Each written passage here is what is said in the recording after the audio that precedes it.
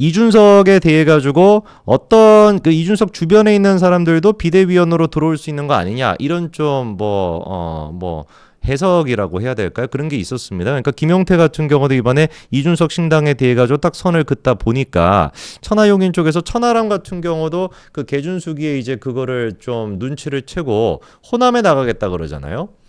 순천이었나요? 제 기억에 순천이었던 것 같은데 저는 그거는 좀 높게 평가합니다. 그 천하람이 사실 이제 그 지금까지 했던 발언들 중에 99.9%를 제가 동의하지 않거든요.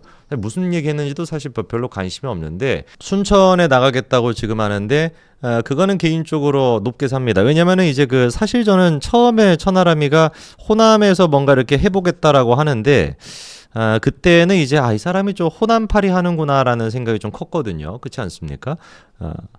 그렇잖아요. 이렇게 막 호남을 팔아가지고 마치 자기가 안 될 게 뻔함에도 불구하고 야 나는 있잖아 젊은 사람인데 아마 제 기억에 천하람이 김앤장 출신인 걸로 기억나는데 나는 김앤장도 나왔고 이렇게 난 똑똑한 사람인데 이렇게 뭐 좋은데 윤택한 데 가가지고 하는 게 아니라 호남같이 이제 험지로 가가지고 내가 좀 열심히 해보겠다 요런 식의 좀 이미지 플레이를 하기 위해 가지고 호남에 출마했었다라고 저는 봐요. 왜냐면은 그 이후에 했던 모든 멘트들이 이 사람은 보수주의자가 아니라 그냥 뭐라고 할까 그냥 먹는 거 좋아하는 사람이구나라는 생각밖에 저는 안 들었었거든요. 그러다 보니까 약간 이제 그 천하람에 대해 가지고 그 진정성이 좀 없다라고 저는 생각을 했는데 이번에도 보니까 좀 그 순천에 다시 출마하겠다 이준석을 따라가 가지고 그런 무슨 뭐 희한한 무슨 그 신당 같은 거에 들어가 가지고 자기가 뭘 해보겠다라는 게 아니라 또다시 이제 그렇게 순천에 가겠다라고 하는 걸 보면서 그래도 뭐 좀 진정성이 있나 보다 그래도 좀 머리는 있구나 그래서 김용태랑 천하람 정도는 머리가 있구나라는 생각이 들었고요. 그리고 이제 그 남아있는 게 이기인과 이제 그 허나가 있지 않습니까? 천하용인 네 마리 말 중에서 네 마리 말 그 말에 비유했다 해서 기분 나빠하지 마세요. 그건 개준석이 한 표현이니까 그 개준석이한테 따지고 그 허나 같은 경우는 원래 이제 그 이준석 신당으로 갈 거다라는 얘기가 지배적이었습니다. 그도 그럴 것이 원래 이번에 이제 그 이준석이가 기자회견 잡았을 때 그 기자회견장을 국회에서 이제 그 잡아가지고 하려고 했었잖아요. 오늘 아침에 원래 하려고 했었는데, 근데 이제 그게 허나가 잡아줬던 거란 말이에요. 그러다 보니까 이 여자가 아직도 정신 못 차리고 그 이준석이 따라가가지고 그렇게 또, 뭐 이렇게 또 이상한 짓거리 하려고 하나 보다 싶었는데, 결국에 일단 그 이번에 아침 11시 국회 소통관 기자회견장에서는 기자회견이 열리지 않았습니다. 그게 이제 열리지 않았던 게 이준석의 표현에 따르면은 자기의 어떤 그 정치적 고향이라고 할 수 있는 상계동, 이 상계동에서 여는 게 좋을 것 같다 싶어가지고 이제 상계동에 갈비집을 사겠다는 거예요. 여기서 제가 좀 코미디가 되지 않습니까? 아니 왜 많고 많은 곳을 왜 하필이면 갈비집에서 하냐고요. 그러니까 우리가 지금까지 갖고 있었던 어떤 그 의문이 한 가지 풀린다. 왜 도대체 이준석은 그렇게 선거 동안 고생을 한다고 하면서 살이 빠지지 않을까라고 하는 그 어떤 미스테리가 있었습니다.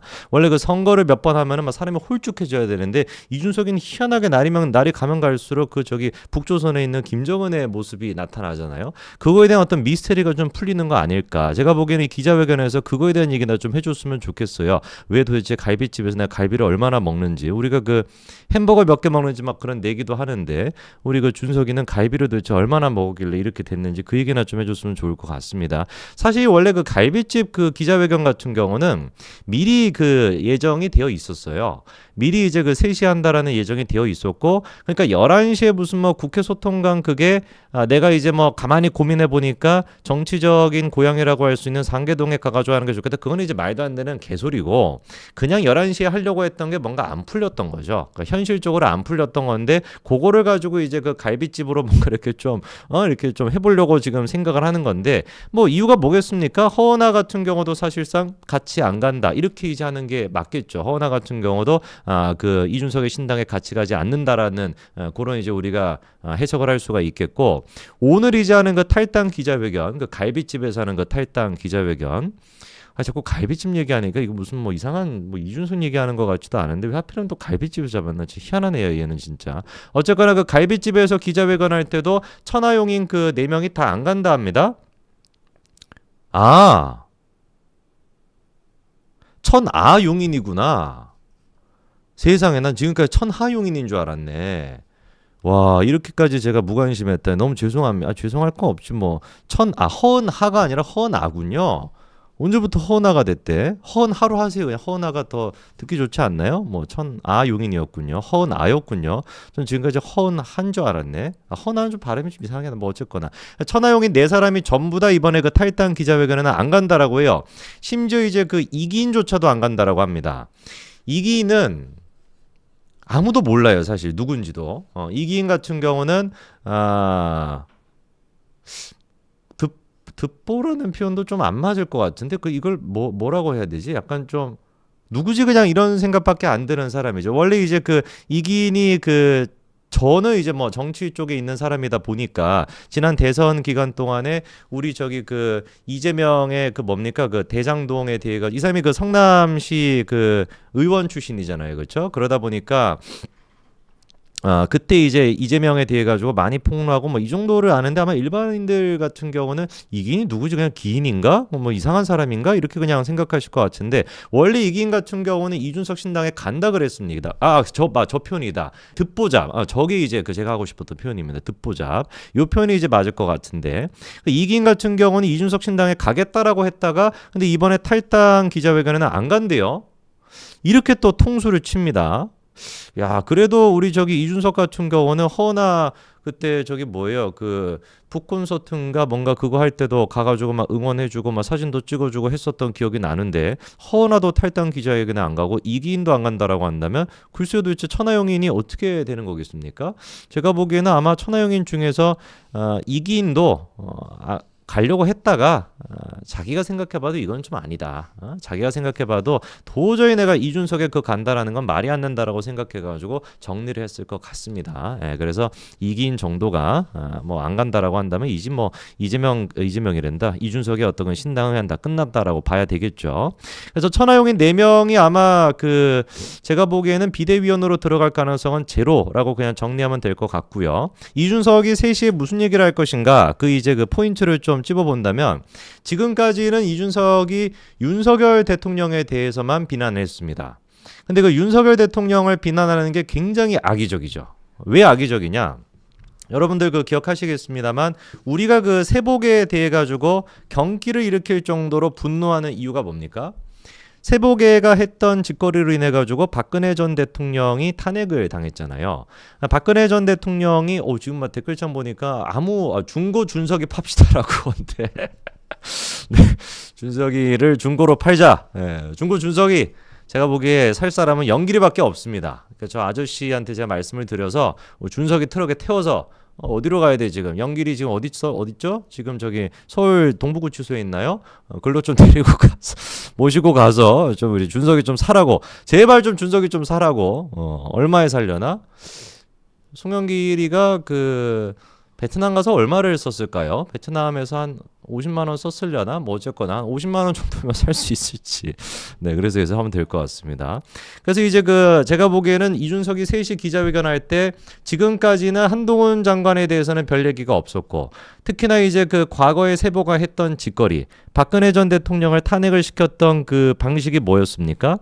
우병우 전 수석이 됐거나 뭐 문고리 3인방이라고 하는 있지도 않은 뭐 문고리를 만들어내가지고 뭐 언론들이 만들어내긴 한 거지만 어쨌거나 제가 보기에는 다 커넥션이 있었을 거라고 보고요. 그렇게 보는 게 합리적인 거 아니겠습니까? 뭐 중앙일보나 뭐 사실 그때는 조선일보도 마찬가지였고 그래서 세복애랑 그렇게 언론들이 합작을 해가지고 문고리 3인방이라고 하는 있지도 않은 유령 3명을 갖다가 딱 뭔가 있는 것처럼 그렇게 만들어내고 그게 이제 목적이 뭐였겠어요? 박근혜 전 대통령을 갖다가 고립시키는 거잖아요. 당과 이제 박근혜 전 대통령 고립시키는. 그래서 이제 김무성이 같은 경우도 뭐 옥새 들고 튀고 지금 뭐 이준석 같은 경우는 지 혼자 튀어서 다행입니다만 김무성 같은 경우는 옥새 들고 막 나르샤 뭐 별 진짜 막 개 같은 막 그런 진짜 짓거리들을 하지 않았습니까? 지금 생각해도 분노가 납니다. 그래가지고 이제 김무성이가 그렇게 되고 그리고 이제 당과 박근혜 전 대통령이 이렇게 완전히 분리가 되다 보니까 아무런 힘이 없잖아요. 박근혜 전 대통령. 그래갖고 결국에 이제 김무성이 같은 세복의 애들이 같이 이제 동조를 해가지고 박근혜 전 대통령 탄핵을 당하고 그리고 길 가던 원래 평산마을 가가지고 책이나 팔고 있어야 되는 수준인 저기 뭐 양산에 개벌인 있지 않습니까? 문재인이라고. 문재인이가 그냥 옆에 막 이렇게 쭈염쭈염 이렇게 막 주섬주섬 이렇게 가니다가 대통령직 있네? 하고 주워 먹어가지고 대통령이 됐던 거잖아요. 그렇지 않습니까? 사실 문재인이 같은 경우는 자기 실력으로 대통령이 된 게 아니에요. 아니 세상 천지 지난 정부가 탄핵이 됐음에도 불구하고 문재인의 당시 득표율이 과반이 안 된다라는 게 이게 말이 됩니까? 그게 개벌인의 수준. 그러니까 원래 그냥 그 양산의 개벌인의 수준은 뭐 대한민국을 이끌고 자시고 뭐 이런 역할을 할 것도 아닌 것이고 그냥 이제 평산마을 가가지고 책이나 팔고 개 버리고 버린 게 가지고 이제 뭐 카푸치노 그 뭐 그림 같은 거 만들어서 뭐 또 막 뭐 돈 그렇게 막 벌고 이 정도 수준밖에 안 되는 인간이었던 거예요. 그러니까 과반도 안 되는 거잖아요. 그때 당시 안철수랑 홍준표 두 사람이 단일화가 됐으면 문재인이가 됐겠냐고요. 그러니까 그냥 뭡니까? 혼자 그냥 옆에서 그냥 이렇게 막 걸어 다니다가 약간 좀 취한 사람처럼 거리다가 이거 뭐야 대통령직이네 하고 넙죽 받아가지고 그 대통령이 돼가지고 5년 동안 이렇게 완전히 그냥 개판이 됐던 거 아닙니까? 그러니까 우리가 지금도 세보게를 보면서 그렇게 분노를 하고 있는 것이죠. 근데 지금의 이제 그 한동훈 장관에 대해서도 이준석이가 똑같이 김무성의 뭐 끈앞풀이라고 해야 될까요? 김무성의 이제 그냥 뭐 따까리 정도밖에 안 되는 그런 이제 그 이준석이도 똑같은 그런 속셈을 가지고 똑같은 짓거리를 하는 겁니다. 그러니까 한동훈 장관은 안 건드리잖아요. 왜 안 건드리겠습니까? 윤석열 대통령 혼자만을 갖다가 고립시키려고 했던 거거든요. 그러니까 그때 이제 그 김기현 전 대표 같은 경우도 이제 그 자기가 이제 당대표직을 사임하면서도 그때도 이준석이가 갑자기 지가 막 몇 번이나 막 저주를 내리면서 김기현은 2주 내에 정리가 된다라고 몇 번이나 그렇게 막 떠들어댔었던 김기현에 대해 가지고 갑자기 이준석이가 김기현 대표는 뭐 이렇게 용산으로부터 버림받은 사람이다. 우리가 이 사람에 대해서 애정을 가져야 된다. 갑자기 무슨 뭐 소시오패스 같이 그런 얘기 하지 않았습니까? 그 이유가 뭐겠어요? 당과 윤석열 대통령을 분리시키려고 하는 겁니다. 그렇기 때문에 사실상 우리가 총선을 치를 때 제일 중요한 게 당정 협치가 잘 이루어져야 되는 거거든요. 근데 물론 이제 뭐 당정 일치에 대해 가지고 어떤 사람들은 아무리 그래도 그렇지 대통령이 막 당에 대해서 그렇게 너무 막 그렇게 하는 건 안 좋지 않냐? 저는 그렇게 생각하지 않거든요, 사실. 왜냐면은 오해하시면 안 되는 게 윤석열 대통령의 얘기를 갖다가 국민의힘이 똑같이 듣고 따라야 된다. 그러니까 지시를 내려서 명령을 받아가지고 그거대로 한동훈 비대위원장이 해야 된다. 그 말씀을 드리는 것이 아니라 당정 협치가 돼야 된다라고 하는 얘기는 사실상 지금 윤석열 대통령이 하고 있는 모든 것들은 어떻습니까? 100점이란 말이에요. 그렇잖아요. 윤석열 대통령이 하고 있는 모든 것들은 전부 다 100점입니다. 단 한 가지도 제가 보기에는 보수 우파적인 어떤 가치관을 갖고 있는 제 입장에서는 이거는 조금 잘못했는데 라고 비난할 만한 건덕지가 한 가지도 없단 말이에요. 그러니까 그런 맥락 속에서 윤석열 대통령이 지시를 내리는 것이 아니라 윤석열 대통령의 입에서 나오는 메시지, 그 메시지와 한동훈 지금 비대위원장 국민의힘에서 나오는 메시지는 일치를 해야만 하는 것이죠. 왜? 둘 다 보수니까.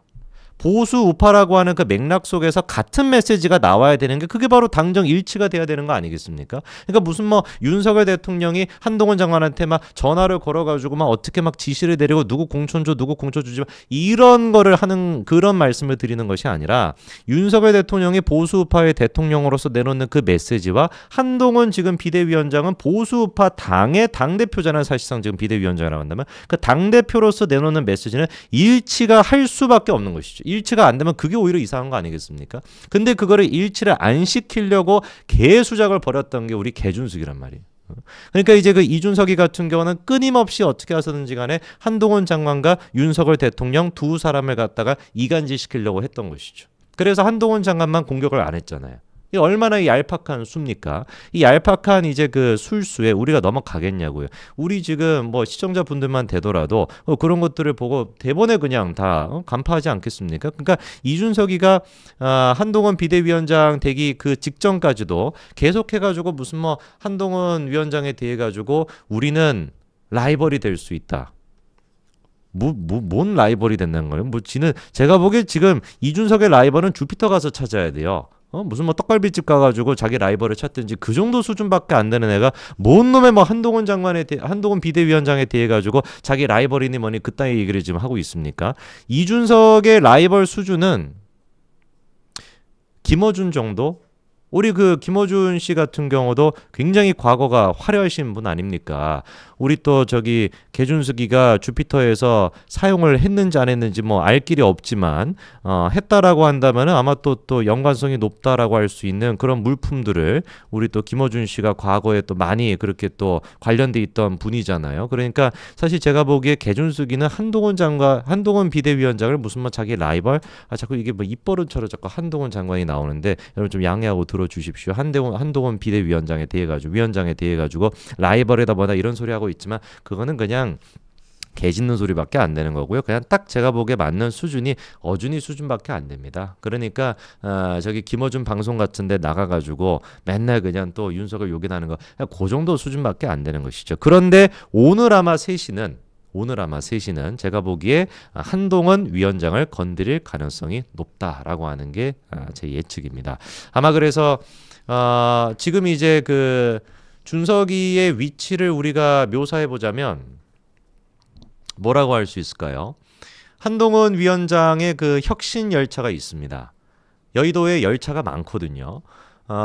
저기 그 제메이햄이 타고 있는 지옥행 열차. 그 지옥행 열차는 이제 서대문 형무소로 이제 지금 막 급속으로 지금 가고 있고요. 막 사람들만 미쳐가지고 지금 막 석탄 지금 넣고 막 불 떼고 있는 중입니다. 영차 해가지고 지금 이제 지옥행 열차로 가고 있는 그 열차가 하나가 있고, 그다음에 지금 한동훈 위원장이 이끌고 있는 이제 혁신 열차가 있습니다. 혁신 열차. 이 이제 그 혁신 열차 같은 경우는 길이 정해져 있어요. 이 한동훈 위원장을 제가 좋아하는 이유가 뭐냐면은 예측대로 행동을 한다는 거예요. 윤석열 대통령 같은 경우도 제가 지지하고 그렇게 끝까지 지금 응원하는 이유가 뭐냐면 예측대로 행동을 한다는 겁니다. 그게 왜 예측이 되겠습니까? 보수파라고 하는 그 이념에 맞게끔 행동을 하니까.